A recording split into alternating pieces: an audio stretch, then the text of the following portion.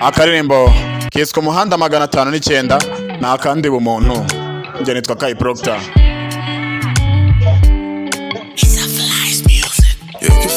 Umuhanda 509 watumye nizera ko gukunda umuntu ukimubona bibaho.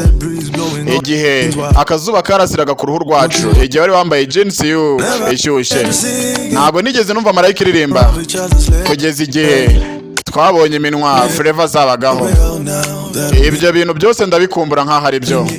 Banaraje mu matwi yawe nkakongorera. Ndarahiye ubu gikumbura ibyacu. Buri wese akumva ukunda humeka.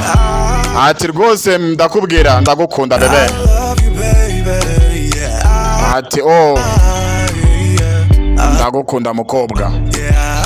Ati yego ndagukunda bebe. Ati ndagukunda mukobwa. Njye nitwa Kai Proctor. Indirimbo nkizi muri comment nkazigwa muri video ikurikira. Njye nitwa Kai Proctor.